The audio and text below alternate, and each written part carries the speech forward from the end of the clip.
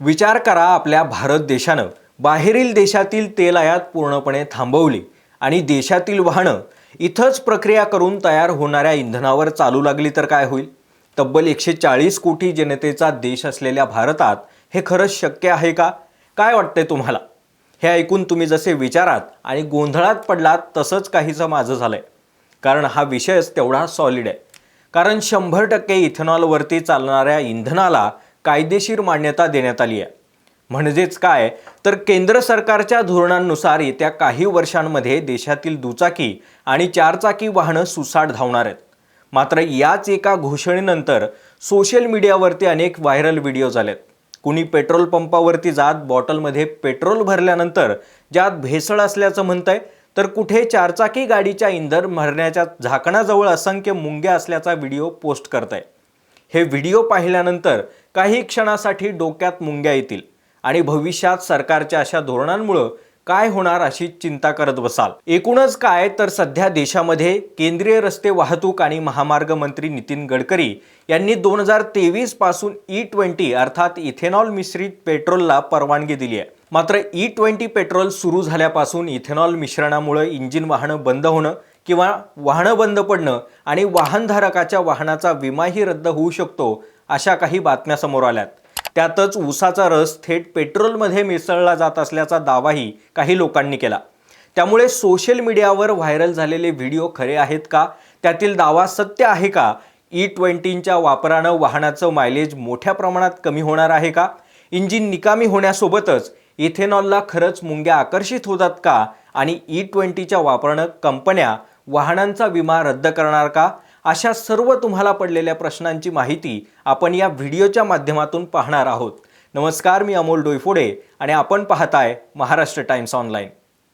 100% इथेनॉलवर चालणाऱ्या वाहनांसाठीच्या करारावर सही केल्याची माहिती केंद्रीय रस्ते वाहतूक आणि महामार्ग मंत्री नितीन गडकरी यांनी 14 जून 2026ला दिली होती. यानंतर त्यांनी एक पत्रकार परिषदही घेतली. देशाला आयातीत इंधनावरील अवलंबित्वातून मुक्त करण्यासाठी हा निर्णय अत्यंत महत्त्वाचा ठरणार असल्याचं त्यांनी म्हटलं होतं. कारण सध्या देशामध्ये पेट्रोल इंधनाच्या आयातीवर मोठ्या प्रमाणावर भारत अवलंबून आहे. यासाठी दरवर्षी सुमारे 22 लाख कोटी रुपये खर्च करावे लागत असल्याची माहिती गडकरींनी दिली आहे.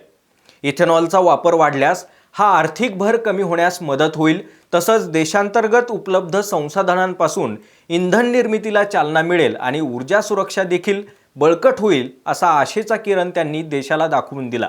कारण सध्या अनेक वाहन उत्पादक कंपन्यांनी तशी जोरदार तयारी देखील सुरू केली आहे. एवढंच नाही, तर इथेनॉलवर चालणाऱ्या नव्या चारचाकी वाहनांचं उद्घाटन देखील गडकरींनी याआधीच केलं आहे. तर सध्या काही दुचाकी वाहनं देखील बाजारात उपलब्ध झाली आहेत. पुढील काही महिन्यांमध्ये आणखी कंपन्या पूर्णपणे इथेनॉलवरती चालणारी वाहनं ग्राहकांसाठी उपलब्ध करण्याचं प्रयोजन आहे.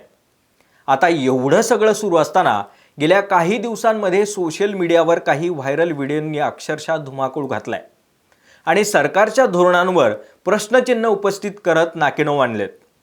E20 पेट्रोल टाकल्यानं गाडींचं इंजिन निकामी होतंय, यामुळे वाहनांचा विमा रद्द होणार, गाड्या बंद पडतील असे अनेक प्रश्न आणि शंका उपस्थित करण्यात आल्यात.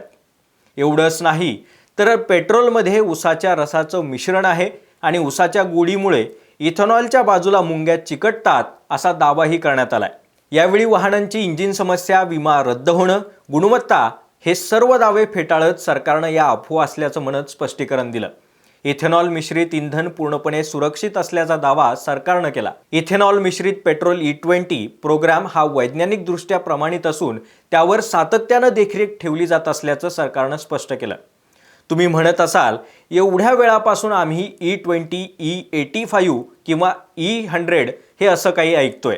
मात्र ही भानगड नेमकी काय? तर सांगतो. E20 पेट्रोल म्हणजेच इथेनॉल ब्लेंडेड पेट्रोल अर्थात पेट्रोलमध्ये मिसळलेले इथेनॉल आणि E20 म्हणजेच 20% इथेनॉल आणि 80% सामान्य पेट्रोल मिसळलेलं असतं. आणखी सोपं सांगायचं झालं तर समजा 10 लिटर E20 मध्ये 2 लिटर इथेनॉल आणि 8 लिटर पेट्रोल असणार आहे.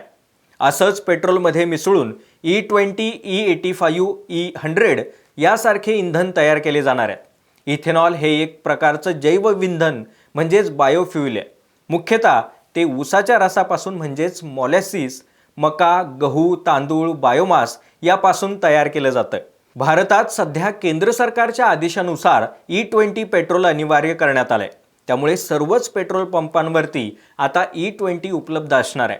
20% इथेनॉल इंधन निर्मितीपर्यंतचा हा प्रवास बघितला तर 2014 मध्ये भारतात फक्त 1.5% मिश्रण वापरलं जात होतं. मात्र देशाला इंधनासाठी स्वावलंबी करण्यासाठी याला मोठी गती देण्यात आली आणि आता सरकारनं E20च्या पुढे E22, E25, E27 आणि E30 ची तयारी सुरू केली आहे. एवढंच नाही तर दिल्ली, मुंबई, पुणे यासारख्या शहरांमध्ये आता E85 इथेनॉल देखील सुरू आहे. सुरुवातीपासूनचा हा प्रवास उत्पादन क्षमता, इथेनॉल उत्पादनाचा सर्वात मोठा स्रोत आणि 2014 पासून E20 पर्यंतचा परकीय देशातील जाणाऱ्या पैशांची बचत हा सगळा विषय मोठा आहे. थोडक्यात सांगायचं झालं तर रिपोर्ट्सनुसार 2025 ते 26 या एका वर्षासाठी सुमारे 43,000 कोटींची बचत अपेक्षित आहे. E20 पेट्रोल सुरू झाल्यापासून इथेनॉल मिश्रणामुळे इंजिन निकामी होणं किंवा वाहनं बंद पडणं अशा कोणत्याही मोठ्या समस्यांची नोंद झालेली नाही असं केंद्रीय मंत्रालयानं म्हटलं. यासोबतच ऊसाचा रस थेट पेट्रोलमध्ये मिसळला जात असल्याचा दावाही पेट्रोलियम आणि नैसर्गिक वायू मंत्रालयानं फेटाळून लावला. इथेनॉल मिश्रित पेट्रोल हे वैज्ञानिकदृष्ट्या प्रमाणित असल्याचा दावा करत इंजिनचं नुकसान, वाहनं बंद पडणं, मुंग्या आकर्षित होणं आणि थेट ऊसाचा रस पेट्रोलमध्ये मिसळणं अशा अफवा असल्याचं त्यांनी म्हटलं.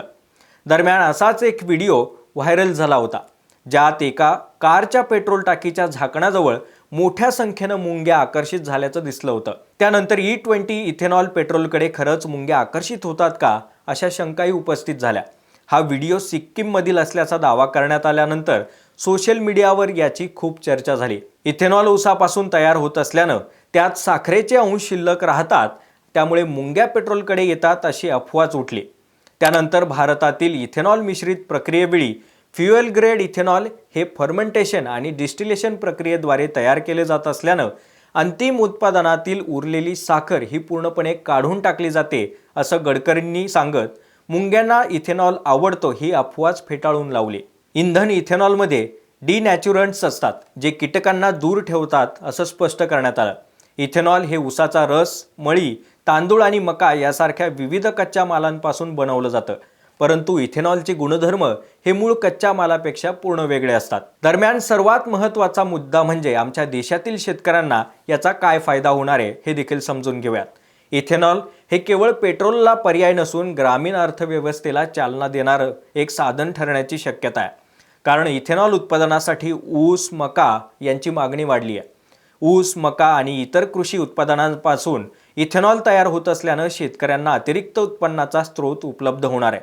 त्यामुळे हे धोरण आत्मनिर्भर भारत, शेतकरी उत्पन्न आणि पर्यावरण संरक्षण अशा तिन्ही उद्देशांसाठी महत्त्वाचं ठरणार असल्याचं सांगण्यात येत आहे. सोबतच कार्बन मोनॉक्साईड आणि हायड्रोकार्बन उत्सर्जन कमी झाल्यानं 30 कोटी झाडं लावण्या एवढा परिणाम झाल्याचा काही रिपोर्ट्समधून दावा करण्यात आलाय. एकूणच काय तर सध्या सरकारनं व्हायरल व्हिडिओ आणि उठलेल्या अफवांवरती सर्व आरोप फेटाळले असून भविष्यात इथेनॉल निर्मितीची वाटचाल आणि उपयोग हाच मुद्दा समजून सांगण्याचा प्रयत्न केला.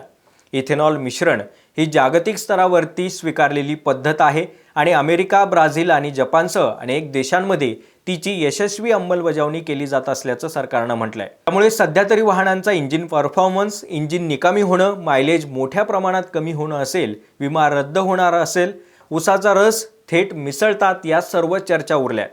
सरकारचं हे धोरण देशासाठी किती महत्त्वाचं ठरणार हे आता येणारा काळच सांगू शकणार आहे. सध्या तरी भारतात 100% इथेनॉल फ्युएल मंजूर झाल्यानं भारत हिरव्या इंधनाच्या दिशेनं एक मोठं पाऊल टाकतोय.